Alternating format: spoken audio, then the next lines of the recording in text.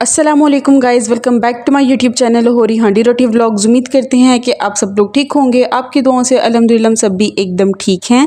आज की हमारी रेसिपी है स्टफ़्ड करेले विद चिकन कीमा। आइए देखिए किस तरह बनाए जाते हैं और इसके लिए हमें किन किन चीज़ों की ज़रूरत होगी। ये बहुत ही मज़े के बनते हैं। आप इस रेसिपी को लाजमी ट्राई कीजिएगा और इसकी मुकम्मल रेसिपी के लिए इस रेसिपी को एंड तक लाजमी देखिएगा। हमने यहाँ पर ये करेले ले लिए हैं 1 किलो। इसको हमने अच्छी तरह से छील लेना है और ये देखिए जी, जब ये अच्छी तरह से छिल जाएंगे तो हमने छुरी की मदद से इस तरह से लंबाई में इसके अंदर एक कट लगाना है और फिर हाथों की मदद से इसे इस तरह खोलकर अंगूठों से हमने जो है इसके अंदर जितने भी बीज हैं वो बाहर निकाल देने हैं। ये देखें जी, इस तरह से जो है वो फ्रेश करेले लेने हैं। जो पुराने करेले हो जाते हैं 1-2 दिन बासी हो जाते हैं, उसके जो बीज हैं वो लाल रंग के हो जाते हैं, अब वो इस्तेमाल ना करिएगा। इस तरह के जो हैं सफ़ेद बीज वाले फ्रेश जो करेले हैं वो इस्तेमाल करें। और यहाँ पर फिर हमने इसको छीलने के बाद इसके ऊपर 2 टेबलस्पून भरकर हमने इसके ऊपर नमक डाल दिया था। नमक डालने के बाद हमने नमक को जो है करेलों के अंदर अच्छी तरह से लगाना है। अंदर बाहर हमने इनको हाथों की मदद से लगाना है ताकि जो करेलों का कड़वापन है वो इसी से जाएगा। हमने इसको अच्छी तरह से नमक के साथ इसको मलना है। ये देखिए जी, इस तरह से हमने इसे अच्छी तरह से सारे करेलों को नमक लगा देना है।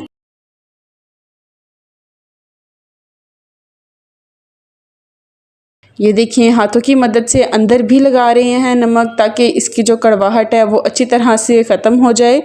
और जब इसको नमक लगा देंगे तो नमक लगाने के बाद हमने इसे तकरीबन 20 से 30 मिनट इसी तरह से ही छोड़ देना है। और जब ये 20 से 30 मिनट हो जाएंगे तो हमने इसे अच्छी तरह से धोकर इसे खुश्क कर देना है। फिर हमने यहाँ पर दूसरी साइड पर एक कढ़ाई लेनी है। कढ़ाई के अंदर हमने डाला है जी ऑयल। हमने यहाँ पर तकरीबन 3 से 4 चम्मच हमने इसके अंदर जो है ऑयल के डाल दिए हैं। ऑयल शामिल करने के बाद फिर यहाँ पर हम इसके अंदर इस्तेमाल करेंगे जी जिंजर गार्लिक पेस्ट। हमने यहाँ पर इसके अंदर 1 टेबलस्पून भरकर हमने जिंजर गार्लिक पेस्ट डाली है। जिंजर गार्लिक पेस्ट डालने के बाद हमने एज़ यूजुअल इसको अच्छी तरह से कुक कर लेना है ताकि जो है इसके कच्चेपन की महक ख़त्म हो जाए और ये अच्छी तरह से कुक हो जाए, इसके अंदर किसी किस्म का कच्चापन जो है वो बाकी ना रहे। फिर हमने इसके अंदर डालना है जी, जब इसका कलर चेंज हो जाएगा फिर हम इसके अंदर डालेंगे जी चिकन। हमने यहाँ पर ये चिकन कीमा ले लिया है, तकरीबन आधा किलो हमने यहाँ पर लिया है चिकन कीमा। वो हमने इसके अंदर शामिल कर देना है और चिकन कीमा शामिल करने के बाद हमने इसे अच्छी तरह से कुक कर लेना है। हमने इसे तब तक कुक करना है जब तक जो है चिकन का कलर चेंज नहीं हो जाता और जो चिकन है वो अपना पानी नहीं छोड़ देता। तब तक हमने इसे अच्छी तरह से जो है वो कुक कर लेंगे। और यहाँ पर ये देखें जी, चिकन ने जो है वो अपना पानी छोड़ दिया है और इसका कलर भी जो है वो चेंज हो गया है। तो अब जी हमने इसके अंदर शामिल करना है प्याज। हमने यहाँ पर 2 चॉप किए हुए प्याज ले लिए थे मीडियम साइज़ के, वो हमने इसके अंदर शामिल कर देने हैं। इस तरह से प्याज शामिल करने के बाद फिर यहाँ पर हम इसके अंदर इसके साथ ही शामिल कर देंगे जी सब्ज़ मिर्चें। हमने यहाँ पर तकरीबन 4 से 5 सब्ज़ मिर्चें ले ली थी। इनको हमने इस तरह से जो है वो बारीक बारीक चॉप कर लिया था, वो अब हम इसके अंदर शामिल कर देंगे। और सब्ज़ मिर्चें शामिल करने के बाद फिर यहाँ पर हमने इसके अंदर इसी के साथ जो है वो तमाम स्पाइसेस शामिल करना शुरू कर देने हैं। पहले हम इसके अंदर शामिल करेंगे जी नमक। हमने यहाँ पर इसके अंदर तकरीबन आधा टेबलस्पून इसके अंदर नमक का इस्तेमाल किया है। नमक की क्वांटिटी आप अपने ज़ायके के हिसाब से कम या ज़्यादा कर सकते हैं। फिर यहाँ पर जी हमने इसके अंदर शामिल करना है सूखे धनिए का पाउडर, कोरिएंडर पाउडर। हमने यहाँ पर इसके अंदर 1 टीस्पून जो है भर के वो शामिल कर दिया है सूखे धनिए का पाउडर। उसके बाद हम यहाँ पर इसके अंदर शामिल कर रहे हैं ½ टीस्पून हमने इसके अंदर टर्मरिक पाउडर, हल्दी शामिल कर दी है। और फिर हम इसके अंदर शामिल करेंगे जी लाल मिर्चें। हमने इसके अंदर 1 टेबलस्पून भरकर वो शामिल कर दी हैं। 1 टेबलस्पून रेड चिली जो पाउडर है वो हमने इसके अंदर शामिल कर दिया है। और ये तमाम स्पाइसेस शामिल करने के बाद अब हम यहाँ पर इसके अंदर थोड़ा सा पानी शामिल कर रहे हैं ताकि जो चिकन का कीमा है वो भी अच्छी तरह गल जाए और जो स्पाइसेस हैं वो भी अच्छी तरह से कुक हो जाए, इनके अंदर किसी किस्म का कच्चापन जो है वो बाकी ना रहे। और अब हमने इसे अच्छी तरह से कुक कर लेना है। मीडियम फ्लेम पर हमने इसी तरह से चम्मच चलाते हुए इसे कुक कर लेना है और इसका जो पानी है उसको अच्छी तरह से जो है वो खुश्क कर लेना है। फिर हम यहाँ पर इसके अंदर शामिल कर रहे हैं जी टमाटर। हमने यहाँ पर फ्रीज़ किए हुए 3 टमाटर का इस्तेमाल किया है। हमने इनको 3 टमाटरों को अच्छी तरह से चॉप करके वो इसके अंदर शामिल कर दिए हैं। आप चाहें तो इसके अंदर फ्रेश टमाटर का भी इस्तेमाल कर सकते हैं। और हमने यहाँ पर इसके अंदर ये टमाटर शामिल कर दिए हैं। इसको हमने अच्छी तरह से कुक कर लेना है। टमाटर को अच्छी तरह से इसके अंदर मैश कर लेना है। आप चाहे तो टमाटो प्यूरी भी इसके अंदर शामिल कर सकते हैं। उसके बाद हमने इसे कवर करके लो फ्लेम पर हमने इसे कुक होने के लिए रख देना है। हमने यहाँ पर ये ले लिया है ये मिट्टी का बर्तन जिसे दोरी डंडा, हमाम दस्ता और सिलवट्टा भी कहा जाता है। हमने इसके अंदर जो है ये डाल दिया है सूखा धनिया। उसके बाद हम यहाँ पर इसके अंदर शामिल करेंगे जी नमक। हमने 1 टेबलस्पून इसके अंदर सूखा धनिया और हाफ़ टेबलस्पून इसके अंदर नमक का शामिल किया है। उसके साथ ही हमने यहाँ पर इसके अंदर 4 से 5 सब्ज़ मिर्चें शामिल कर दी हैं। अब हमने इनको अच्छी तरह से कूट लेना है। इसके अंदर इसका जो है अच्छी तरह से हमने इसे क्रश कर लेना है। और जब ये अच्छी तरह से मिर्चें जो हैं वो क्रश हो जाएंगी इसके अंदर, तो फिर यहाँ पर हम इसके अंदर शामिल कर रहे हैं जी अदरक। अदरक का हमने 2 इंच का टुकड़ा लेकर उसको हमने इस तरह से चॉप करके वो इसके अंदर शामिल कर दिया है। अदरक शामिल करने के बाद हमने अदरक को भी अच्छी तरह से इसके अंदर कूट लेना है। उसको भी अच्छी तरह से जो है वो मैश कर लेंगे। हम यहाँ पर ये सारा प्रोसेस जो है वो मिट्टी के बर्तन के अंदर, हमामदस्ती के अंदर हम ये कर रहे हैं। आप चाहें तो इसको चॉपर के अंदर भी अच्छी तरह से चॉप कर सकते हैं, उसके अंदर भी बहुत अच्छे से चॉप हो जाता है। लेकिन हमने इसको इसलिए इसके अंदर चॉप कर रहे हैं क्योंकि इससे जो इसका टेस्ट है वो बहुत अच्छा इन्हेंस होकर आता है। इसीलिए हम इसके अंदर इसको जो है अच्छी तरह से क्रश कर रहे हैं। और जब अदरक अच्छी तरह से क्रश हो जाएगा तो फिर यहाँ पर हम इसके अंदर शामिल कर देंगे जी प्याज। हमने यहाँ पर 2 मीडियम साइज़ के प्याज लिए थे, उनको भी हमने इस तरह से स्लाइस में कट कर लिया था। उनको स्लाइस में कट करने के बाद फिर जो प्याज है वो भी हमने इसके अंदर शामिल करके इसको भी अच्छी तरह से हमने जो है क्रश कर लेना है। और इसका जो है एक अच्छा सा हमने स्मूथ सा जो है वो पेस्ट बना लेना है। इसका तमाम मसाला जो है हमने इस तरह से ही इसका रेडी कर लेना है।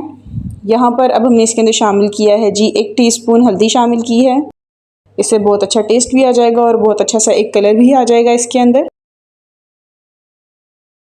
और ये देखें जी यहाँ पर जो है हमने तमाम चीज़ों को अच्छी तरह से यकजान करके पीस लिया है। और यहाँ पर जो है ये हमारा मसाला जो है वो बिल्कुल रेडी है। ये प्याज का मसाला भी रेडी हो गया है।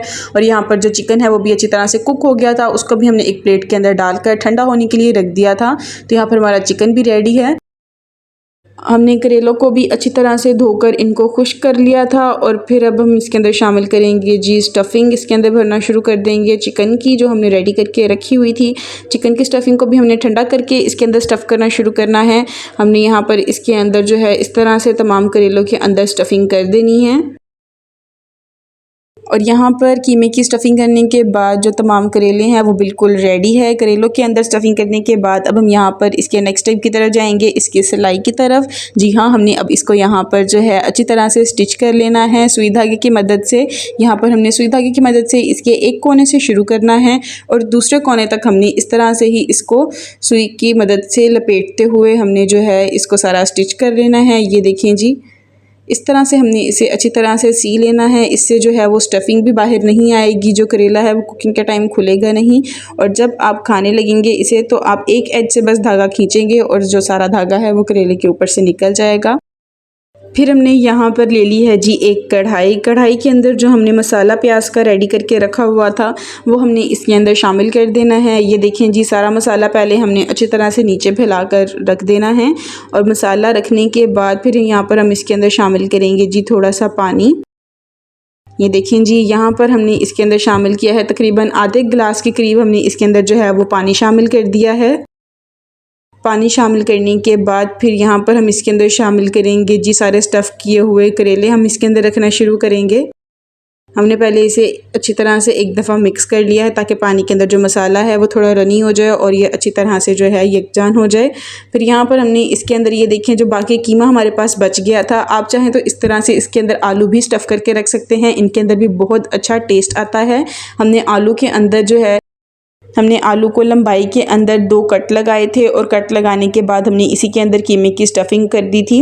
आप चाहें तो ये आलू स्टफ़ करके रख सकते हैं, चाहें तो बाकी कीमा इसी तरह से बीच में डाल सकते हैं। हमने यहाँ पर आलू स्टफ़ करके रख दिए हैं। आलू की स्टफ़िंग करने के बाद हमने इसके ऊपर अच्छी तरह से धागा लपेट दिया है ताकि जो स्टफ़िंग है वो आलू से बाहर ना निकले।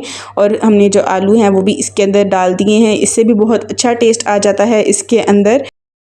आप चाहे तो आलू को स्टफ़ करके रख लें, चाहे तो आप जो है इसको स्किप भी कर सकते हैं। आप खाली करेलों का भी बना सकते हैं। उसके बाद जो कीमा बच जाएगा आप वो मसाले के साथ ही नीचे फैला दें और इसे अच्छी तरह से जो है कवर करके कुक होने के लिए रख दें। हमने यहाँ पर आलूओं को भी स्टफ़ कर लिया है, इससे भी बहुत अच्छा टेस्ट आ जाता है।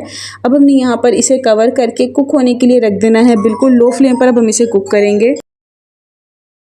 और यहाँ पर इसको इस तरह से ही कुक करते हुए बिल्कुल लो फ्लेम पर हमने इसे 5 मिनट के बाद ये देखें जी इसका ढक्कन उठाया है और यहाँ पर जो इसका पानी है वो तकरीबन यहाँ पर ड्राई हो गया है। तो अब यहाँ पर हम इसके अंदर शामिल करेंगे जी घी। हमने यहाँ पर 1 कप के करीब इसके अंदर जो है घी का इस्तेमाल किया है। 1 कप भरकर हमने इसके अंदर घी शामिल कर दिया है। आप चाहें तो इसकी जगह ऑयल का भी इस्तेमाल कर सकते हैं। हमने यहाँ पर घी का इस्तेमाल किया है। इस तरह से हमने फैलाकर इसके ऊपर घी शामिल कर देना है और घी शामिल करने के बाद हमने इसकी जो साइड्स हैं वो चम्मच की मदद से इस तरह से चेंज कर देनी है। बिल्कुल हल्के हाथ से जो इसकी साइड्स हैं वो चेंज करनी है ताकि जो करेले हैं वो टूटे भी नहीं और खुले भी नहीं। इसीलिए हमने जो है इसको इस तरह से बिल्कुल हल्के हाथ से जो है इसकी साइड चेंज कर देनी है और फिर हमने दोबारा से इसको कवर करके कुक होने के लिए रख देना है। बिल्कुल लो फ्लेम पर हम इसे कुक करेंगे तकरीबन 20 मिनट के लिए। और ये देखिए जी 20 मिनट के बाद जो करेले हैं वो बिल्कुल पक कर रेडी हैं सर्विंग के लिए। तो अब हम इसे डिश आउट करेंगे और सर्व करेंगे। तो अब हम इसे डिश आउट कर लेंगे और सर्व कर लेंगे क्योंकि ये सर्विंग के लिए बिल्कुल रेडी है। आप इसी तरह से आलूओं को स्टफ़ करके इसके साथ पकाइएगा। इससे बहुत अच्छा टेस्ट आया था इसके अंदर। मुझे उम्मीद है आपको ये रेसिपी बहुत पसंद आएगी। आप इस रेसिपी को लाजमी ट्राई करें और इसका फ़ीडबैक हमारे साथ लाजमी शेयर करें। अब मुझे उम्मीद है आपको ये वीडियो भी बहुत पसंद आई होगी। अगर आपको ये वीडियो और ये रेसिपी अच्छी लगी है तो मज़ीद रेसिपीज़ के लिए आप हमारे चैनल को सब्सक्राइब कर दें और बेल आइकन पर लाजमी क्लिक करें ताकि हमारे आने वाली नई मज़ीद रेसिपीज़ और वीडियोस आप तक टाइम टू टाइम पहुंचते रहें। उसका नोटिफिकेशन आपको टाइम टू टाइम मिल जाए। आपका हमारी वीडियो को एंड तक देखने का बहुत बहुत शुक्रिया। हमें अपनी दुआओं में याद रखें, अपना बहुत सारा ख्याल रखें और हमें इसी तरह से सपोर्ट करते रहें। कमेंट करना बिल्कुल नहीं भूलना। अल्लाह हाफिज़।